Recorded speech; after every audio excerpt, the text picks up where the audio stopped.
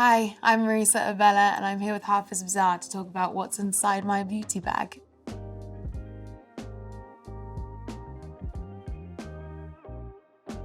This is my cleanser. I feel like that's the most important thing.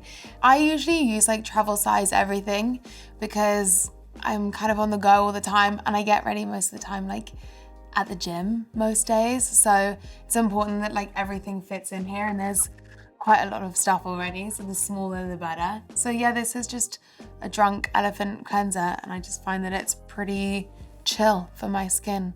I love a mask, and like this for me is all about like traveling. If I'm like on a long drive to set or like on a flight going somewhere for work, it's just really important for me to use those moments to like, it's as much of, these are like my little pimple patches, which I love. It's as much about like, you know, just feeling, taking some time for myself. I have begun to understand as I grow up that beauty really does come from within. I love taking care of myself. I think that that's as much about my mental health as it is anything else.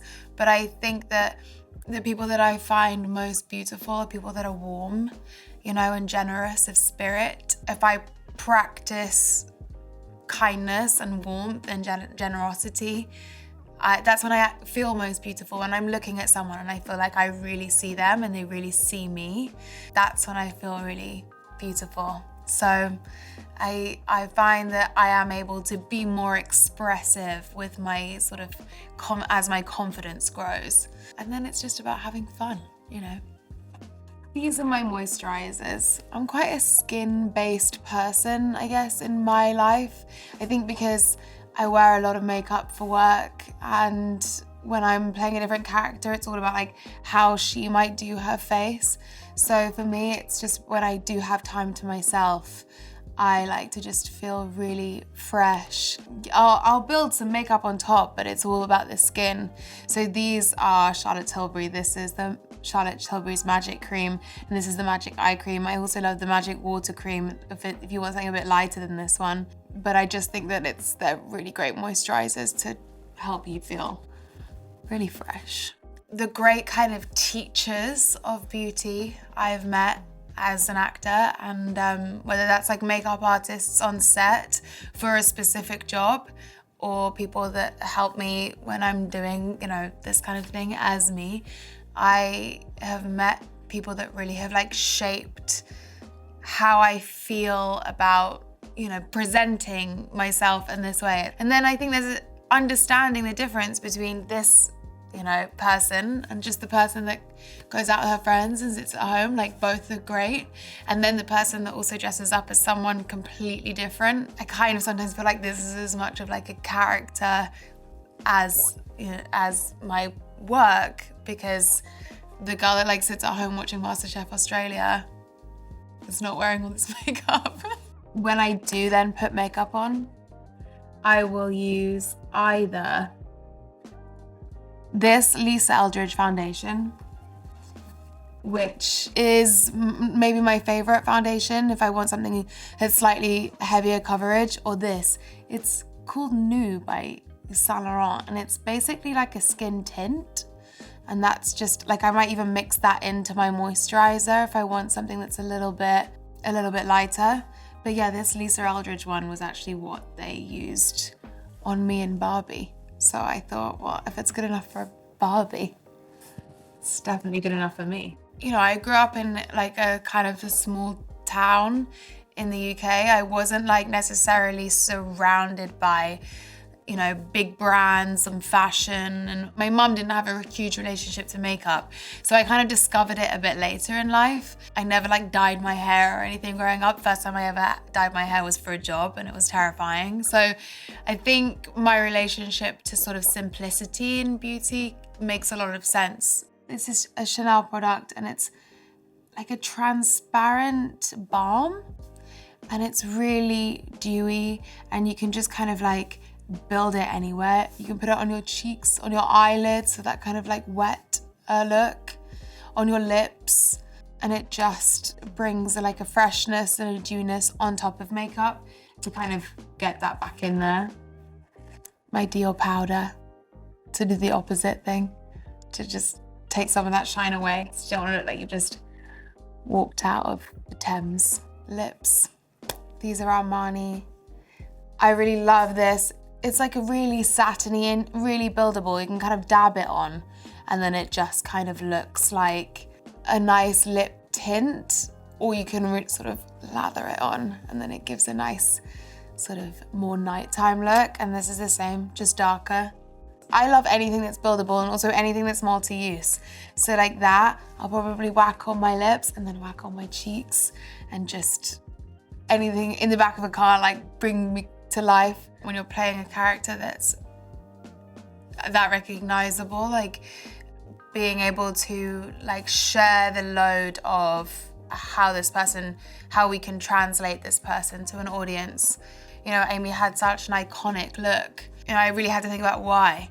You know, why was it important for her to wear that hair and that eyeliner at, you know, different points in her life, and understanding someone's relationship to makeup when it's being used as potentially, you know, a mask or something that is gonna like really capture people's attention, the opposite at different moments. It's just another tool for storytelling.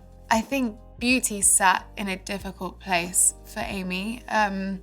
You know, she was in the public eye at a time where people were quite unforgiving. You know, there are lots of clips and sound bites of her talking about herself, saying that, you know, she's not a model and all of that kind of stuff. And I think that it must have been an incredibly difficult time to be like in the spotlight.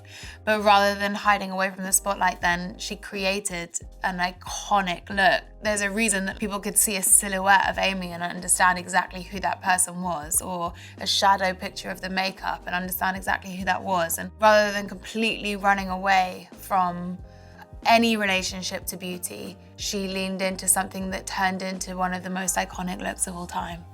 Do I have a signature beauty look? Yeah, I think it's like quite skin-based, like dewy mascara.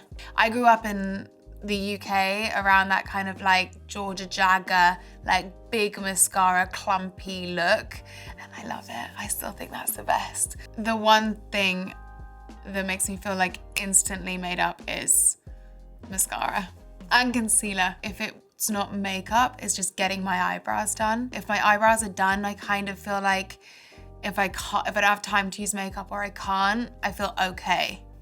This is the most important thing to me, and it's my Tide to Go stick. I can get quite messy, I guess, and it's just like making sure, you know, you just put it on your clothes when you've got a stain and it gets rid of it. And I think like it can be, that's a great beauty trick. It's just like not looking like you have food all down your top. That's really important. Actually, I lied. The number one most important thing to me, which I always seem to lose, is a hairband. And I'm like, whenever I see any, it's in like my gym, I feel bad, but they stock these at my gym. And I'm just like, when no one's looking, straight into my bag. Because I don't know where they go. I think if you could kind of like capture all together the amount of hairbands I've had in my lifetime, it would be really quite shocking. Hair-wise, hair is important to me because I have quite big, thick, curly hair. So I use this Briogeo, I'm not sure how you say the name. And this, it's like a taming balm and a smoothing anti-frizz situation because yeah, my hair gets very curly very quickly, and these things are just like nice, wet or dry, just sticking it in there so my hair doesn't blow up during the day. I care for my hair by embracing its natural texture. I was telling someone the other day, actually, I remember seeing a video of Sienna Miller when I was growing up saying like, never condition my hair. I only ever use shampoo. And I was like, oh great, her hair looks amazing. I'll start doing that. But I have like curly, very like textured hair. So that just resulted in like a big mat at the back of my head. So I think it's like, take everything with a pinch of salt, like get to know what it is that you need for your like skin type, your hair type, and then just lean into that rather than like taking advice from someone that has a completely different set of things to you. This is kind of the most important thing to me. It's Chanel again, but it's my perfume. I think it's like the number one most important thing is to just smell really great. To us, we know kind of how we look our best, how we feel that we look our best, but to everyone else, I think the impression that you leave is more like, she smells amazing. I think that's the more important thing. So perfume is kind of like my number one beauty essential, and I love anything that's refillable. So I'll take that kind of with me everywhere I go. Same again, great little pot. I love a pot. They say like never judge a book by its cover, but that's just too good to not fall in love with. Again, it's refillable, which is great. Yeah, you just, that's like a setting spray or like a dew spray. I don't know if that's gonna look crazy now, but I think it's, I think that's great. I feel most beautiful, I think, when I'm like sat across a nice table from my boyfriend and I can see that he's like, you look good today. My personal beauty philosophy is that I have to feel good, and like I have to feel good. It doesn't matter if someone else says like, no, you look great, unless I believe them. And unless I believe when I look in the mirror, like I know I feel really comfortable. It's a cliche, but confidence is when you feel beautiful. Like that's kind of all that matters, that no one's gonna be as harsh a critic as we are on ourselves. Someone said to me once that like compliments and criticism should kind of go down the same drain, then you're free. You know, it doesn't matter what anyone else thinks. It's like how you feel. I think it's a process, but I'm getting better. Thanks so much for watching. I hope you enjoyed it. See you next time.